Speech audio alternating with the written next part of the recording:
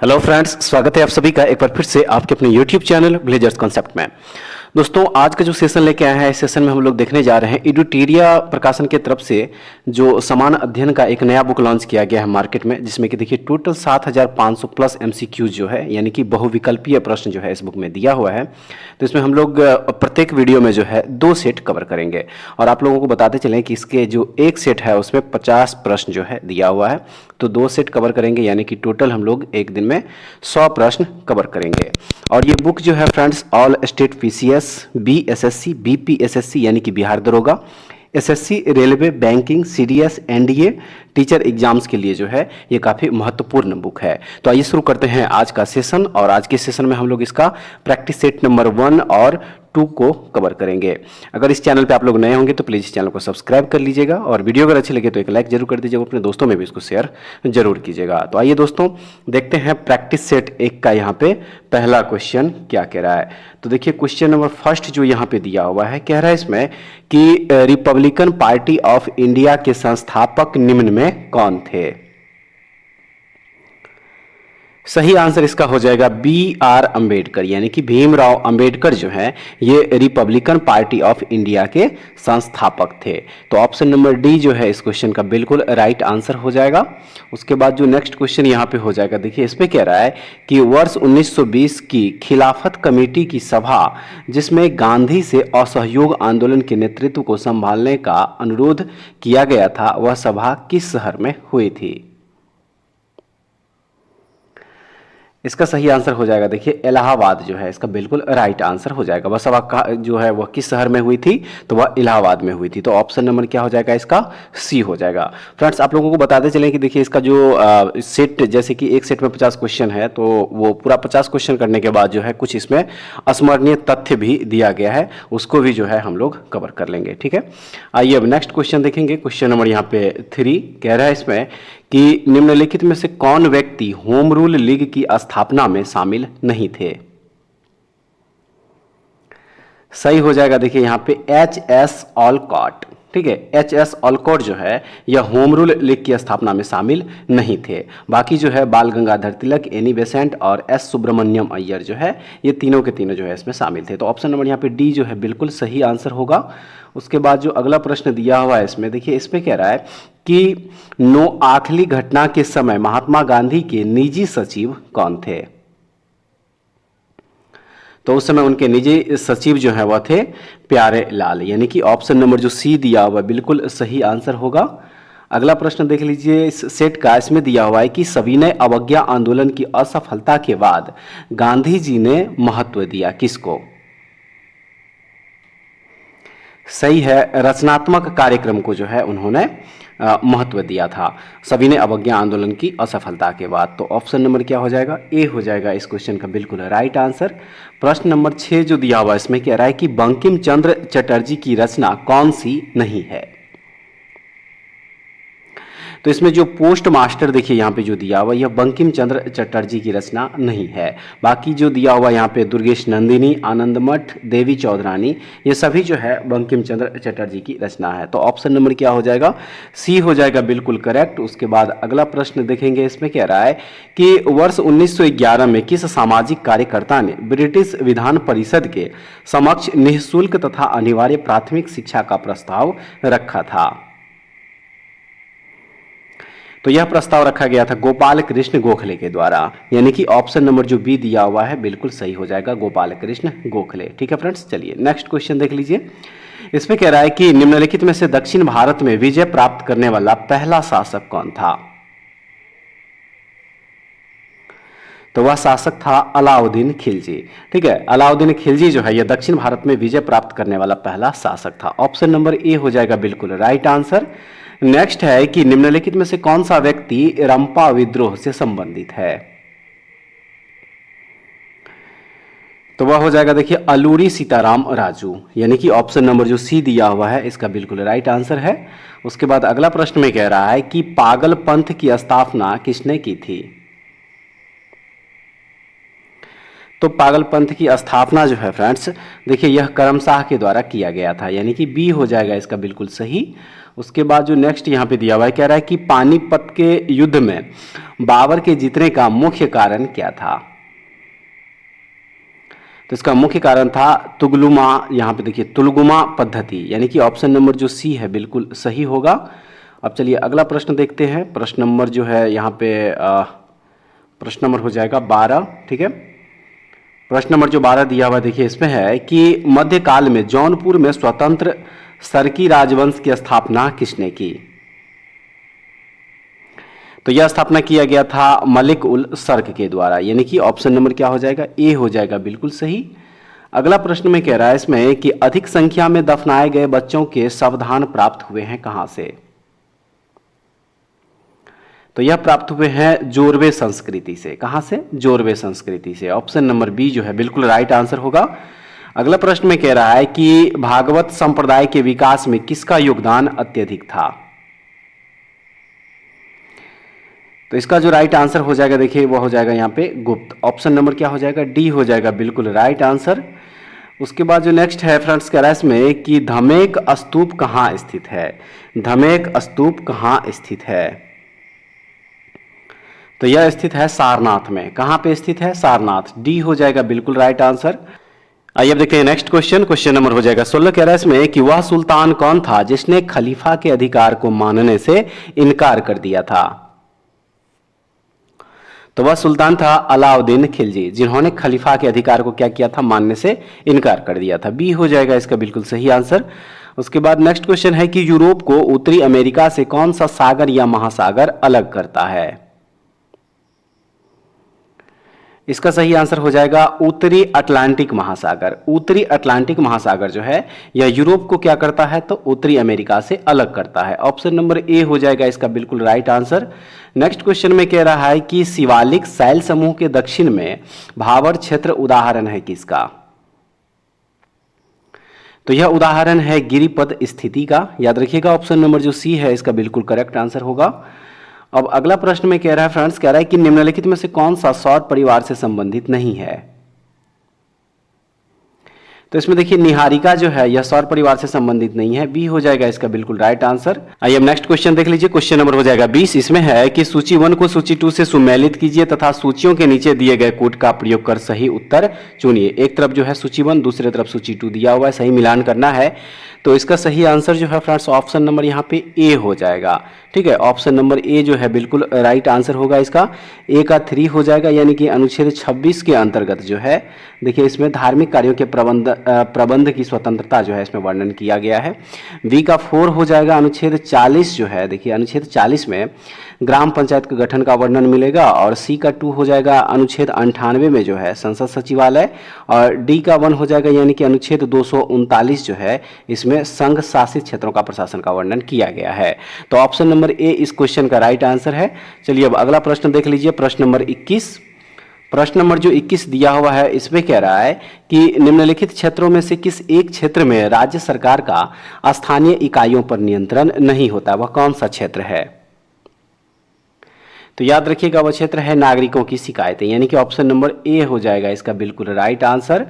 आइए फ्रेंड्स अब देखते हैं अगला प्रश्न। प्रश्न नंबर हो जाएगा 22। इसमें कह रहा है कि निम्नलिखित कथन या कथनों में से कौन सा या कौन से कथन गलत है।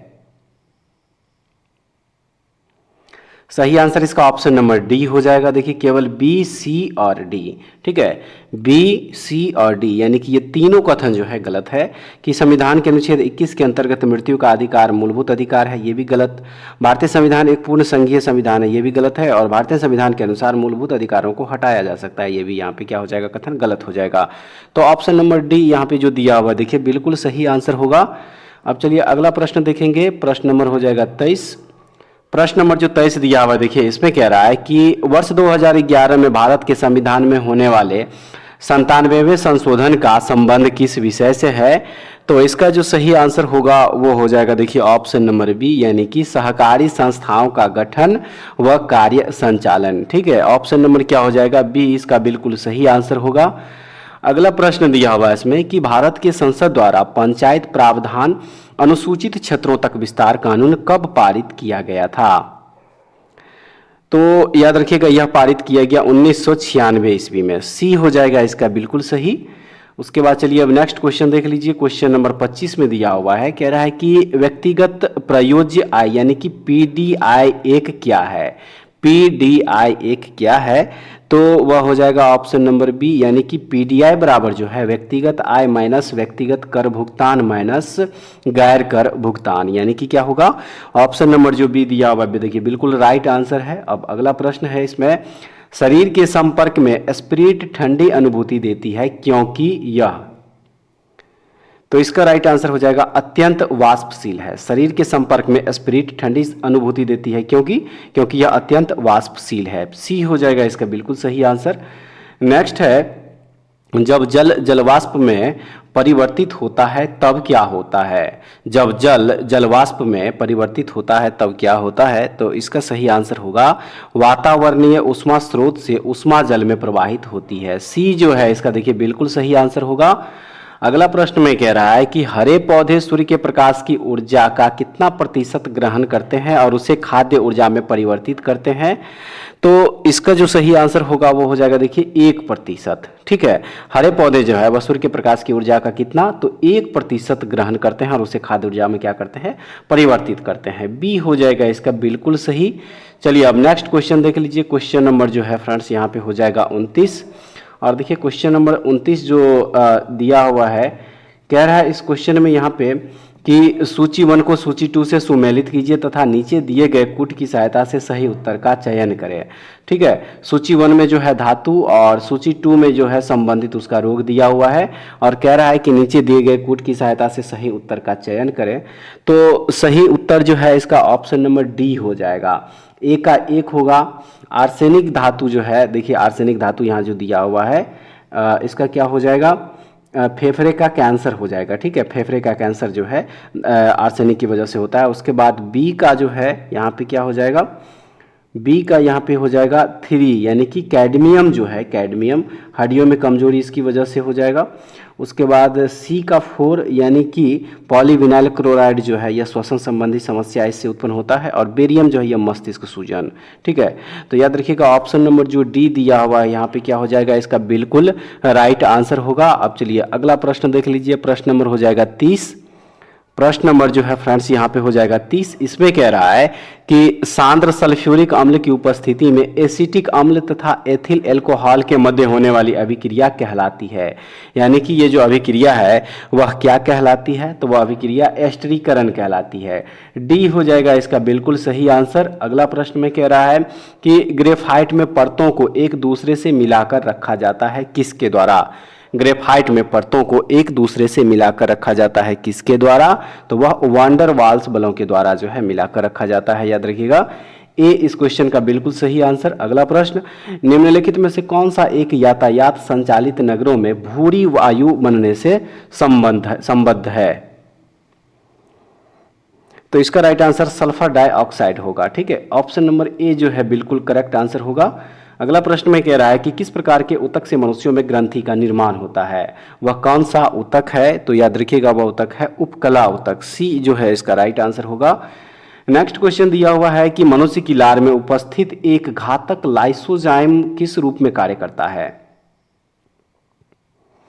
प्रति जीवाणु कारक के रूप में जो है यह कार्य करता है। ए हो जाएगा इसका बिल्कुल करेक्ट आंसर। अब अगला प्रश्न में है कि पौधों में रंध्रों का खुलना एवं बंद होना किस पर निर्भर करता है, तो यह स्फीति दाब पर निर्भर करता है फ्रेंड्स। बी जो है इसका बिल्कुल सही आंसर होगा। चलिए अब अगला प्रश्न देख लीजिए। प्रश्न नंबर 36 में कह रहा है कि निम्न में कौन फूल का एक अंश या भाग है। निम्न में कौन फूल का एक अंश या भाग है, तो वह है स्त्री केसर। देखिए स्त्री केसर जो है यह फूल का एक भाग होता है, तो बी इसका बिल्कुल करेक्ट आंसर होगा। अब चलिए अगला प्रश्न देख लीजिए। प्रश्न नंबर यहाँ पे हो जाएगा, प्रश्न नंबर होगा 37 और इस प्रश्न में कह रहा है कि सफेद फास्फोरस के संबंध में निम्नलिखित कथनों पर विचार कीजिए और उपर्युक्त में से कौन सा या कौन से कथन इसमें सही है। तो इसका सही कथन हो जाएगा ऑप्शन नंबर सी 1 और 2 दोनों। ठीक है। यह एक विषैला पदार्थ है जिसका उपयोग रासायनिक हथियार के रूप में किया जाता है। और 2 में है कि यह अत्यधिक ज्वलनशील है और हवा के संपर्क में आने पर स्वतः प्रज्वलित हो जाता है। यानी कि दोनों कथन जो है सही होगा, तो ऑप्शन नंबर सी इसका बिल्कुल राइट आंसर होगा। अब चलिए नेक्स्ट क्वेश्चन देखेंगे, क्वेश्चन नंबर 38। इसमें कह रहा है सामान्य ठंड में निम्नलिखित में से कौन नासिका संकुलन के लिए उत्तरदायी है? हिस्टैमिन जो है इसके लिए उत्तरदायी होगा, बी इसका बिल्कुल करेक्ट आंसर है। उसके बाद जो नेक्स्ट क्वेश्चन दिया हुआ है कि इसमें कह रहा है कि केंद्रक कला का निर्माण किस कोशिकांग द्वारा होता है? तो यह होता है अंतर्द्रव जालिका में। क्या हो जाएगा इसका? ए हो जाएगा बिल्कुल राइट आंसर। नेक्स्ट है लसिका एवं रुधिर किस ऊतक का उदाहरण है? लसिका एवं रुधिर जो है वह किस ऊतक का उदाहरण है? तो याद रखिएगा यह संवहनीय ऊतक का उदाहरण होगा। डी इस क्वेश्चन का बिल्कुल सही आंसर है फ्रेंड्स। अगला प्रश्न देख लीजिए, प्रश्न नंबर 41 में कह रहा है कि भारतीय अर्थव्यवस्था के संदर्भ में खुला बाजार परिचालन किसे निर्दिष्ट करता है? तो यह आरबीआई द्वारा सरकारी प्रतिभूतियों के क्रय और विक्रय करना जो है इसी के तहत होता है। तो ऑप्शन नंबर सी इसका बिल्कुल सही आंसर होगा। अब अगला प्रश्न में कह रहा है कि पूंजी खाता परिवर्तनीयता की सिफारिश निम्न में से किस समिति ने की थी? तो यह किया था तारोपार समिति ने। ए हो जाएगा इसका बिल्कुल राइट आंसर। चलिए नेक्स्ट क्वेश्चन देखेंगे, क्वेश्चन नंबर 43 में है कि भूगोल को मानव पारिस्थितिकी के रूप में परिभाषित करने वाला विद्वान कौन है? तो वह विद्वान है H.H. बैरोज। सी इस क्वेश्चन का राइट आंसर। अगला प्रश्न है कि भारत के निम्नलिखित क्षेत्रों में से कौन सा पारिस्थितिक उष्ण स्थल माना जाता है? तो वह है पश्चिमी घाट। सी जो है इस क्वेश्चन का बिल्कुल राइट आंसर होगा। अब देखेंगे नेक्स्ट क्वेश्चन, क्वेश्चन नंबर हो जाएगा 45। इसमें कह रहा है कि विश्व संगीत दिवस कब मनाया जाता है? विश्व संगीत दिवस कब मनाया जाता है? तो याद रखिएगा यह 21 जून को जो है फ्रेंड्स मनाया जाता है। ऑप्शन नंबर बी हो जाएगा बिल्कुल सही। और अगला प्रश्न है कि भारत का पहला राष्ट्रीय सामुद्रिक पार्क कहाँ स्थित है? तो यह स्थित है कच्छ में। ए हो जाएगा इसका बिल्कुल सही आंसर। नेक्स्ट क्वेश्चन है कि निम्नलिखित में से किसने कहा था स्वाद का वास्तविक स्थान जिह्वा यानी कि जीव नहीं बल्कि मन है? यह किसने कहा था? तो यह कहा था महात्मा गांधी ने। ठीक है फ्रेंड्स, ऑप्शन नंबर सी इसका होगा बिल्कुल सही answer. Next question, the socialist नामक समाचार पत्र का प्रकाशन सर्वप्रथम किसने किया था? तो इसका देखिए ये जो समाचार पत्र है इसका सर्वप्रथम प्रकाशन जो है श्यामजी कृष्ण वर्मा ने किया था। ऑप्शन नंबर ए इसका बिल्कुल सही आंसर होगा।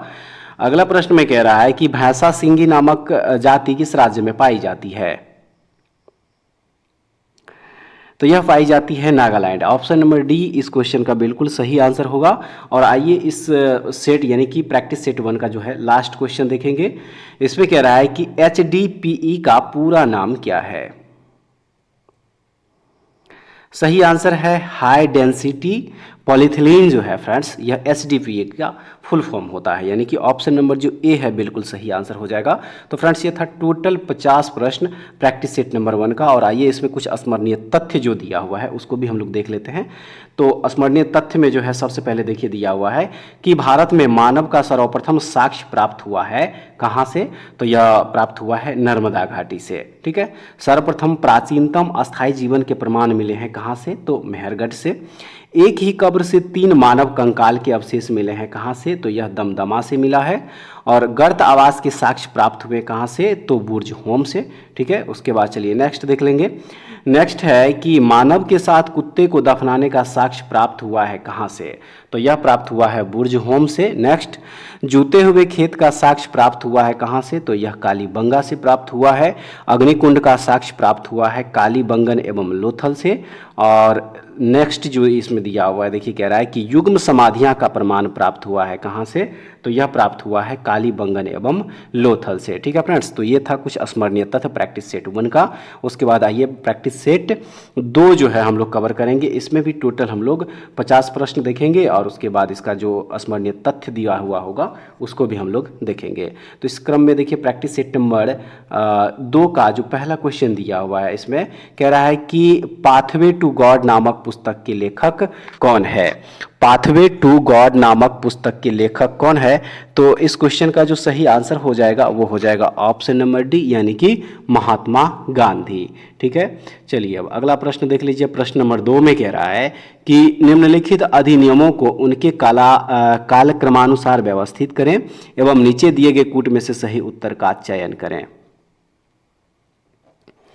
तो इस क्वेश्चन का जो राइट आंसर हो जाएगा वो हो जाएगा ऑप्शन नंबर डी, यानी कि 1 2 3 4 कालानुक्रम जो है इसका देखिए बिल्कुल सही हो जाएगा। सबसे पहले लैक्स लोकी अधिनियम, उसके बाद देखिए बंगाल टेनेंसी अधिनियम हो जाएगा, उसके बाद आयु की सहमति अधिनियम और सबसे लास्ट में भारतीय विश्वविद्यालय अधिनियम। तो ऑप्शन नंबर जो डी दिया हुआ बिल्कुल हो जाएगा सही आंसर। और उसके बाद जो अगला प्रश्न इस सेट का दिया हुआ है, देखिए इसमें है कि ईश्वर चंद्र विद्यासागर ने लड़कियों के लिए किस स्थान पर स्कूल की स्थापना की थी? सही है, कोलकाता में। ऑप्शन नंबर क्या हो जाएगा? ए हो जाएगा बिल्कुल राइट। नेक्स्ट है कि बोस्टन टी की घटना कब घटित हुई थी? बोस्टन टी की घटना जो है वह कब घटित हुई थी? तो याद रखिएगा यह घटना 1773 ईस्वी में घटी थी। बी हो जाएगा इस क्वेश्चन का राइट आंसर। अगला प्रश्न में कह रहा है कि नाई धोबी बंद सामाजिक बायकॉट का एक स्वरूप था जो वर्ष 1919 में। इसका सही आंसर हो जाएगा देखिए ऑप्शन नंबर ए, किसानों द्वारा प्रतापगढ़ जिले में चलाया गया था। ठीक है, नाई धोबी बंद सामाजिक बायकॉट का एक स्वरूप था जो वर्ष 1919 में किसानों द्वारा प्रतापगढ़ जिले में चलाया गया था। ए इस क्वेश्चन का बिल्कुल सही आंसर है।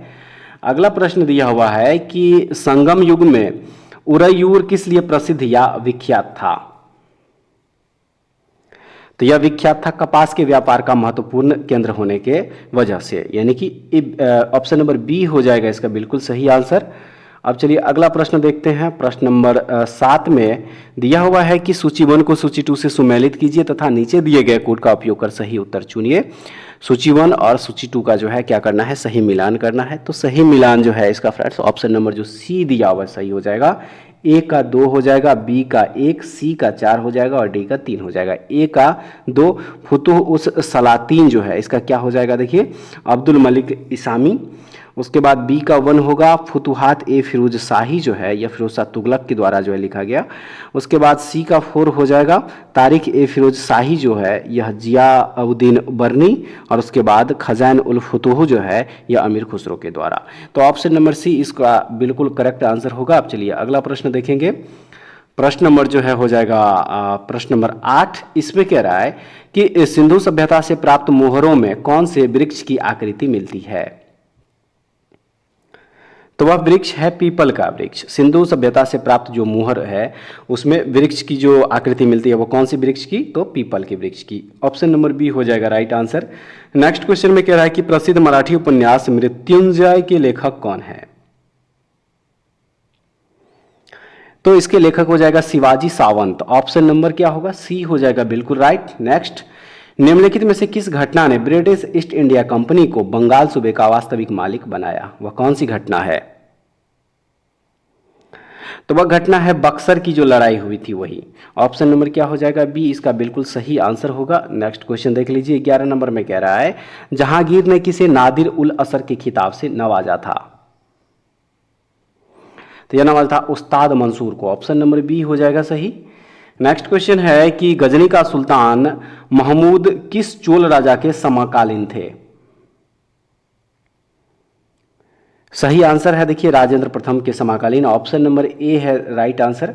नेक्स्ट क्वेश्चन में कह रहा है कि अनंतराज सागर जलाशय का निर्माण किस वंश के शासकों द्वारा किया गया था? तो इसका निर्माण जो है फ्रेंड्स देखिए यह विजयनगर साम्राज्य के राजाओं के द्वारा, शासकों के द्वारा किया गया था। डी इसका राइट आंसर होगा। अगला क्वेश्चन जो दिया हुआ कह रहा है कि मंगोल शासक चंगेज खान की मृत्यु कब हुई थी? तो इसकी मृत्यु जो है 1227 ईस्वी में हुई। ऑप्शन नंबर सी हो जाएगा बिल्कुल सही। और अगला प्रश्न में कह रहा है कि गीजाली किसके शासनकाल में प्रसिद्ध रचनाकार थे? सही हो जाएगा अकबर के शासनकाल में। ऑप्शन नंबर बी होगा बिल्कुल राइट आंसर। नेक्स्ट है कि स्वतंत्रता के अधिकारों में सबसे प्रमुख अधिकार कौन सी है? वह अधिकार हो जाएगा जीवन और व्यक्तिगत स्वतंत्रता का अधिकार। सी हो जाएगा राइट आंसर। उसके बाद जो अगला प्रश्न होगा कह रहा है कि भारत का राष्ट्रपति एकल हस्तांतरणीय मत के जरिए समानुपातिक प्रतिनिधित्व के द्वारा निर्वाचित होता है, इसका निहितार्थ क्या है? यानी कि निहितार्थ है कि सही है, प्रत्येक निर्वाचित सांसद या विधायक के मतों की संख्या समान होती है। ऑप्शन नंबर ए हो जाएगा इसका बिल्कुल सही आंसर। और अब आइए अगला प्रश्न देख लीजिए, प्रश्न नंबर जो हो जाएगा यहाँ पे 18। इसमें कह रहा है कि राज्य के नीति निर्देशक तत्व के संदर्भ में निम्नलिखित कथनों पर विचार कीजिए और नीचे दिए गए कूट का प्रयोग कर सही उत्तर चुनिए। सही उत्तर ऑप्शन नंबर बी 1 और 2 दोनों हो जाएगा। वे न्यायालयों द्वारा प्रवर्तनीय नहीं है। कानून निर्माण में इन सिद्धांतों को लागू करना राज्य का कर्तव्य होगा। तो ऑप्शन नंबर जो बी है बिल्कुल सही होगा। अब चलिए अगला प्रश्न देखेंगे इस सेट का फ्रेंड्स। प्रश्न नंबर हो जाएगा 19। इसमें है भारतीय दंड संहिता की कौन सी धारा महिलाओं की सहमति के बिना गर्भपात करने के अपराध से संबंधित है? वह कौन सी धारा है? तो वह धारा है धारा 313। ठीक है, याद रखिएगा ऑप्शन नंबर बी हो जाएगा बिल्कुल सही। नेक्स्ट दिया हुआ है कि वैसे संसाधन जो वर्षों के उपयोग से समाप्त हो जाते हैं उसे क्या कहते हैं? याद रखिएगा उसे अनवीकरणीय कहा जाता है। ठीक है, अनवीकरणीय ऊर्जा, ऑप्शन नंबर बी होगा बिल्कुल राइट आंसर। नेक्स्ट क्वेश्चन जो दिया है कह रहा है कि भूदृश्य पर जल, पवन एवं हिम जैसे विभिन्न घटकों के द्वारा होने वाले क्षय को क्या कहते हैं? तो याद रखिएगा उसे अपर्दन कहा जाता है। ऑप्शन नंबर सी होगा इस क्वेश्चन का राइट आंसर। नेक्स्ट, भारत के उत्तर पश्चिमी भाग में अमेरिकी कपास की किस्म को किस नाम से जाना जाता है? तो इसे जो है नरमा के नाम से जाना जाएगा। ऑप्शन नंबर डी इसका बिल्कुल सही आंसर है। अगला प्रश्न है कह रहा है कि निम्नलिखित में से किस नदी को वैथ के नाम से भी जाना जाता है? वह कौन सी नदी है? तो वह नदी है झेलम नदी। झेलम नदी को जो है फ्रेंड्स वैथ के नाम से भी जाना जाता है। ऑप्शन नंबर जो ए दिया हुआ है इस क्वेश्चन का बिल्कुल सही आंसर होगा। उसके बाद चलिए अब अगला प्रश्न देख लीजिए। प्रश्न नंबर 24 जो दिया हुआ है इस पे कह रहा है कि तीय पर्वत किस राज्य में स्थित है? तीय पर्वत किस राज्य में स्थित है? तो याद रखिएगा यह स्थित है नागालैंड राज्य में। ऑप्शन नंबर ए है इस क्वेश्चन का सही आंसर। नेक्स्ट क्वेश्चन है कि कोयला का जलना किस अभिक्रिया का उदाहरण है? तो याद रखिएगा यह संयोजन अभिक्रिया का उदाहरण है। सी हो जाएगा बिल्कुल सही। नेक्स्ट है कि फ्लाई ऐश प्रदूषण होता है। फ्लाई ऐश प्रदूषण होता है किससे? तो यह ताप विद्युत संयंत्र से जो है यह प्रदूषण होता है fly ash. Option number B सही होगा। अगला प्रश्न जो दिया हुआ है इसमें, इस प्रश्न में कह रहा है कि तुलसी के पौधे का औषधीय महत्व किसके उपस्थिति के कारण होती है? तो यह होती है फिनोल एवं फ्लोवोनाइड्स की उपस्थिति के कारण, यानी कि ऑप्शन नंबर जो डी दिया हुआ है बिल्कुल सही होगा। अब चलिए नेक्स्ट क्वेश्चन देख लीजिए। क्वेश्चन नंबर यहाँ पे जो है 28 हो जाएगा, क्वेश्चन नंबर 28। और फ्रेंड्स इस क्वेश्चन में कह रहा है कि सूची 1 को सूची 2 से सुमेलित कीजिए तथा नीचे दिए गए कोड की सहायता से सही उत्तर का चयन कीजिए। तो इस क्वेश्चन का जो सही आंसर हो जाएगा वो ऑप्शन नंबर बी होगा। ए का जो है 1 हो जाएगा। सोडियम बेंजोएट जो है यह फलों के रस का परिरक्षण में जो है उपयोग में आता है। बी का हो जाएगा 3, बी का 3 यानी कि कैल्शियम हाइड्रोक्साइड जो है यह ब्लीचिंग पाउडर। उसके बाद सी का हो जाएगा 4, नाइट्रिक अम्ल जो है यह रासायनिक उद्योग में इसका उपयोग होगा। और उसके बाद डी जो है यहाँ पे देखिए 2 हो जाएगा, सल्फ्यूरिक अम्ल जो है यह पेट्रोलियम शोधन में। तो ऑप्शन नंबर बी इस क्वेश्चन का सही आंसर होगा।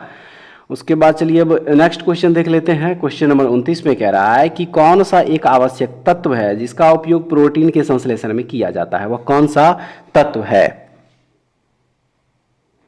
तो वह तत्व है नाइट्रोजन। ऑप्शन नंबर ए हो जाएगा। उसके बाद पादपों में जाइलम ऊतक का कौन सा भाग भोजन भंडारण करता है? सही आंसर इसका होगा जाइलम पायरेन्काइमा। ऑप्शन नंबर ए जो है बिल्कुल सही होगा। नेक्स्ट, निम्नलिखित में से किस एक कोशिकीय कोशिकांग समूह में डीएनए होता है? सही आंसर सूत्रकणिका, केंद्रक और हरितलवक होगा। ऑप्शन नंबर जो ए है बिल्कुल सही होगा। नेक्स्ट कह रहा है कि निम्न में कौन बायोमास ऊर्जा का स्रोत नहीं है? तो परमाणु ऊर्जा जो है यह बायोमास ऊर्जा का स्रोत नहीं है। ऑप्शन नंबर डी होगा राइट आंसर। नेक्स्ट क्वेश्चन, सभी लैंगिक जनन करने वाले जीवों में जीवन की उत्पत्ति होती है किससे होती है? एक कोशिकीय युग्मनज से। याद रखिएगा ऑप्शन नंबर जो ए है बिल्कुल सही है। अगला प्रश्न में कह रहा है फ्रेंड्स कि वह जलीय पौधा जिसे प्रायः जल प्लावित धान के खेत में जैव उर्वरक के रूप में प्रयोग में लाया जाता है वह है, तो वह है एजोला। इसको क्या कहा जाता है? एजोला कहा जाता है। ऑप्शन नंबर बी में दिया हुआ है। नेक्स्ट, निम्न में कौन एक कीटभक्षी पौधा है? निम्न में कौन एक कीटभक्षी पौधा है? तो वह पौधा हो जाएगा नेपेंथिस, नेपेंथिस, यानी कि ऑप्शन नंबर बी होगा बिल्कुल सही। अगला प्रश्न, निम्न में कौन सहजीवी संबंध को दर्शाता है? निम्न में कौन सहजीवी संबंध को दर्शाता है? तो वह है काई, यानी कि ऑप्शन नंबर जो ए है बिल्कुल सही होगा। उसके बाद चलिए फ्रेंड्स अब अगला प्रश्न देख लीजिए। कह रहा है कि निम्न में कौन सी विधि राष्ट्रीय आय आकलन की विधियों में से एक नहीं है? तो वितरण विधि जो है इनमें से नहीं है, ऑप्शन नंबर ए हो जाएगा। अगला प्रश्न है कि अपने निवेश के बदले में एक शेयर धारक प्राप्त करता है, सही है, लाभांश एवं बोनस शेयर जो है वह प्राप्त करता है, बी हो जाएगा बिल्कुल सही आंसर।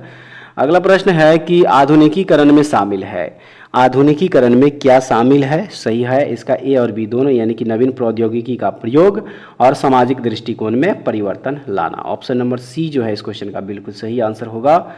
अब आइए फ्रेंड्स अगला प्रश्न देख लीजिए। प्रश्न नंबर जो 40 दिया हुआ है, कह रहा है कि पारिस्थितिक तंत्र के संदर्भ में निम्नलिखित कथनों पर विचार कीजिए और इनमें से सही कथन जो है चुनने के लिए कहा जा रहा है। तो सही कथन इसका हो जाएगा ऑप्शन नंबर सी, एक और दो दोनों जो है इसका क्या हो जाएगा, बिल्कुल सही कथन होगा। ठीक है, चलिए अब अगला प्रश्न देख लीजिए। प्रश्न नंबर 41 में कह रहा है यामिनी कृष्णमूर्ति का संबंध किस नृत्य शैली से है? तो इनका संबंध कुचिपुड़ी से है, ऑप्शन नंबर ए होगा बिल्कुल राइट आंसर।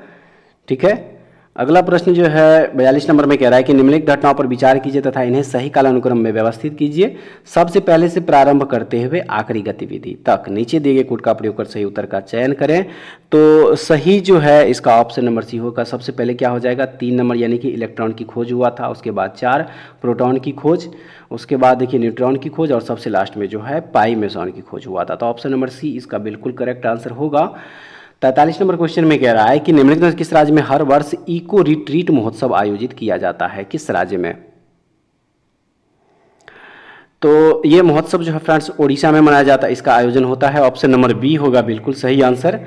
और उसके बाद चलिए अब नेक्स्ट क्वेश्चन देखेंगे। क्वेश्चन नंबर हो जाएगा 44 में कह रहा है कि दहेज निषेध अधिनियम को किस वर्ष पारित किया गया था? तो इसे 1961 ईस्वी में पारित किया गया था, ए इसका राइट आंसर है। नेक्स्ट क्वेश्चन है कि राजा ललितादित्य ने किस राज्य पर शासन किया था? कश्मीर पर शासन किया था, बी हो जाएगा बिल्कुल राइट आंसर। नेक्स्ट है कि सैर ए गुल फरोसाम त्योहार का आयोजन कहाँ किया जाता है? तो इस त्योहार का आयोजन जो है फ्रेंड्स किया जाता है, याद रखिएगा, दिल्ली में। ऑप्शन नंबर जो ए दिया हुआ है बिल्कुल सही आंसर हो जाएगा। और नेक्स्ट क्वेश्चन में कह रहा है कि विश्व रोगी सुरक्षा दिवस कब मनाया जाता है? विश्व रोगी सुरक्षा दिवस कब मनाया जाता है? तो यह मनाया जाता है 17 सितंबर, ऑप्शन नंबर बी है बिल्कुल सही। नेक्स्ट, किसने पाटलिपुत्र को पोलीब्रोथा कहा? पोलीब्रोथा किसने कहा था पाटलिपुत्र को? तो यह कहा था मेगास्थनीज ने, ऑप्शन नंबर ए है बिल्कुल सही आंसर।